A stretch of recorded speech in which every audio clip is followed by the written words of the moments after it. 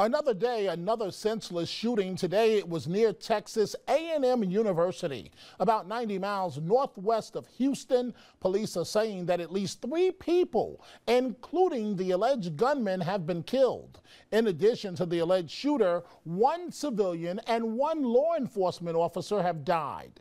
3 others were injured. Officials say the shooting happened within a block or 2 of campus sometime before 12:45 this afternoon. According to a witness, the gunman opened fire with what was described as an automatic weapon, an M4 or M16 assault rifle.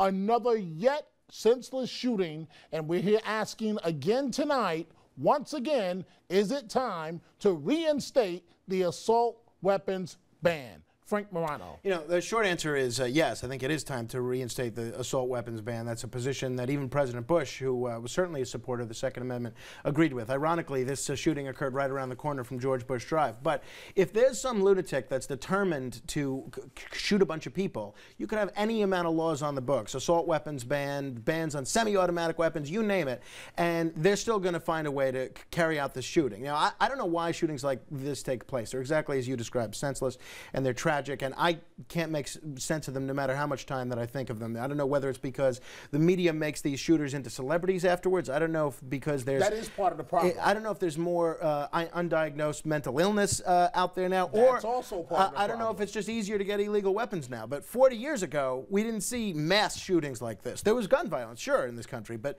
it seems like every week there's yet another mass shooting. And I wonder if the media treated these lunatic gunmen like we treated rape victims, which is not to give their name, would there still be this kind of lust that these guys have for committing murders of 5, 6 people? I don't know. I chalk this behavior up to is that you can't stop crazy. And crazy is what we have out there, unfortunately, and all the gun laws in the world, except for just eradicating guns once and for all, which you know, obviously doesn't, you know, isn't consistent with the Second Amendment.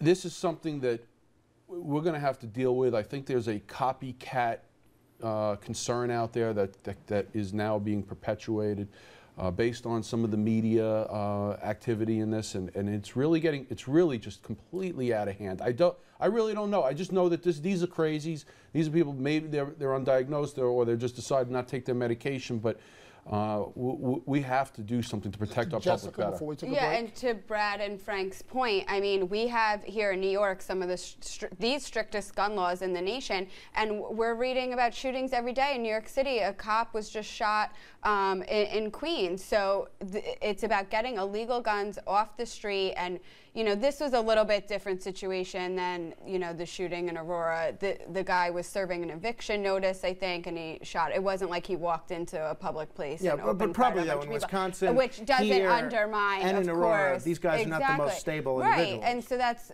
to your point, the laws, we need to do better to enforce the laws on the books than always thinking about creating new ones.